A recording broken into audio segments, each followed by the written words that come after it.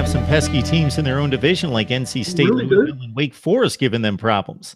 So Florida State certainly has some ground to make up, but of course they have the recruiting base exactly where you're sitting that supplies Miami, Florida, and Florida State, as well as about half the nation, it seems. Yeah, I really. know I saw statistics over the last 3 years that between California, Texas, and Florida, you're looking at 40% of the Power 5 and Division I or FBS players supplied by those 3 states.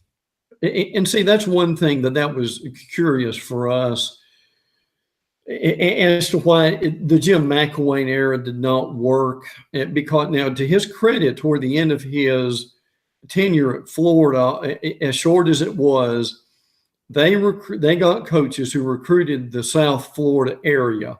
And if you look at their roster, they've still got a lot of kids from Broward County and Orlando on down. And look, we've said for years, haven't we, that particularly for Miami and whoever's coaching them, if you could draw a circle around the city of Miami that extends to what, maybe 50, at the most 100 miles, if you kept those kids and were able to cherry pick those kids and keep them home, you're going to challenge for a championship every year.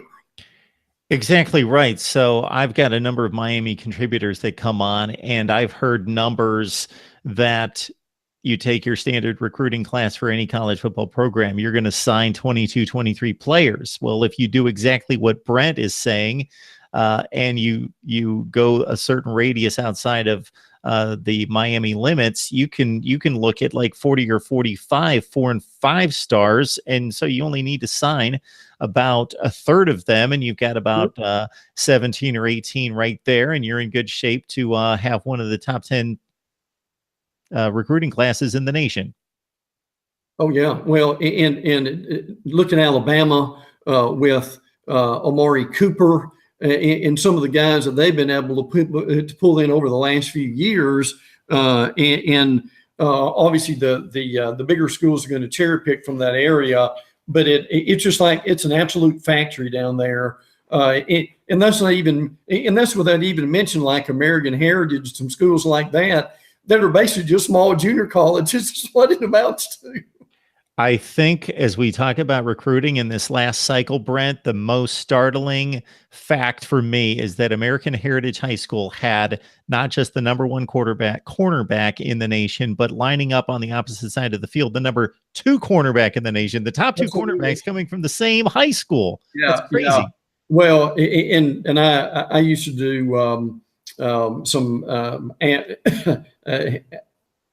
analyst work for Comcast years ago, and we did an American Heritage basketball game, and we were talking to the coach, and he said, well, this is one of our teams. And we said, what?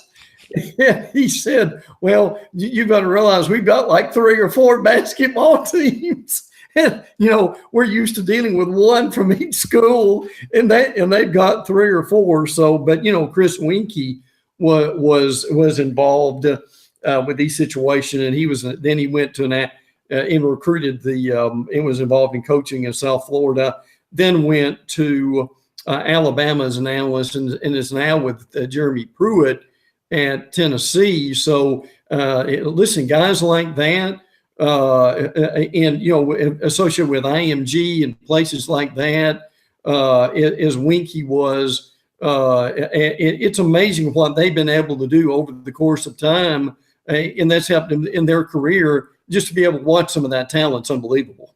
We're talking up the SEC with Brent Beard. You can join him on First Coast News as college football analyst and also as the co-host of College Sports Today.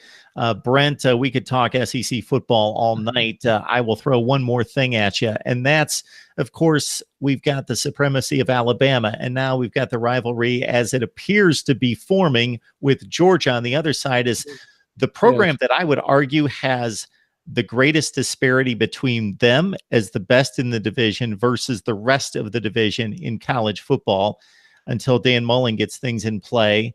So for you, is there a sleeper out there? Is it Will Muschamp continuing to get more and more wins out of this South Carolina program from 3 to 6 to 9 to whoever? Or is it Joe Moorhead, Mississippi State? A lot of people like them. Is there a possible sleeper out there for you? Yeah, and I do like Moorhead's team. I mean, they've got 17 starters coming back, and obviously you and Fitzgerald, one of the best quarterbacks who is out there at that point. But I'm going to say probably at this point that if you're looking at the East, I would say right now until Florida gets their quarterback situation settled, then I might go with South Carolina with Jake Bentley and the job that they've done. Listen, when Deebo Samuel was healthy, was he not maybe the most explosive player in the league for that month when he was returning kicks? They've got to get Rick O'Donnell back if they can do that, running back. That's going to help them too. It's a shame, but it's not, that Will really had to cut his teeth on Florida instead of doing it at, say, a Colorado State like Mike Bobo is doing now, or in a situation like that. But he has matured, and I give him a lot of credit for that. And if they continue to be in the upper echelon of the league and winning 9 to 10 games a year, as they may be able to do, they'll put a statue of him by the caboose in Columbia within a short period of time with that. But I'll also say if Florida is able to do well at quarterback, with Jordan Scarlett coming back, with the receivers that we mentioned, CeCe Jefferson comes back on that defensive line, I won't be at all shocked if they're able to make a lot of noise too. But you're right. What Kirby has done at Georgia is just absolutely unbelievable. And I noticed when a lot of those assistant coaches got raises, one of the guys that I thought they should have doubled his pay was Sam Pittman, who was at Arkansas before he came to Georgia. Could you argue that Pittman maybe did as good a job as any assistant coach? We talked to Georgia beat writers. All right, glad to be joined by Brent Beard. You can join him as the college football analyst on First Coast News and also the co-host of College Sports Today. Brent, this is the first time you joined us. Hopefully it won't be the last. Yeah, well, let's not make it the last. I enjoyed it very much, and I'm guessing you and I could probably talk another hour without even trying, correct? Oh, an hour. Sure. I think you might shut up after an hour, and then I would take it from there. Yeah, really. All right, Brent, have a good one. You too. My pleasure. Enjoyed it. Thank you so much.